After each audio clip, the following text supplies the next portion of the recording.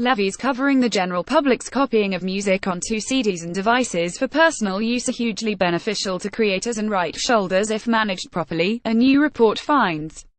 According to the Private Copying Global Study, published by the International Confederation of Societies of Authors and Composers CISAC, these levies have a key role in the growing digital music environment. However, they need adequate legislation and effective collection mechanisms to operate more efficiently.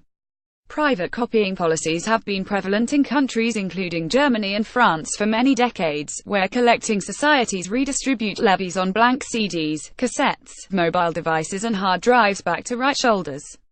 In Europe alone, these revenues make up 6% of total royalty collections, while in some markets, such as Africa, the contribution jumps into double figures.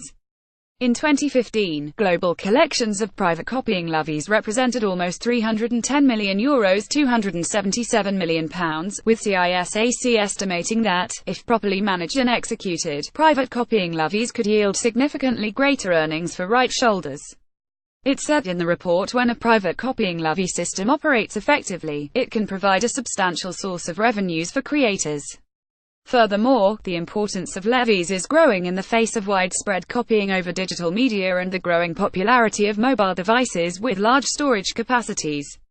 It is a very modern and very convenient way to serve the protection of creators' rights but also the fundamental right to freedom, such as users' right of privacy. In many countries and especially in Europe, a percentage of collected funds is deducted for social and cultural purposes, it added. This study is the first global analysis of private copying systems that exist around the world, and covers the laws of 191 countries on 5 continents. Here in the UK, the government introduced a private copying exception in 2014 without compensation remuneration, arguing that the harm caused by the exception would be minimal.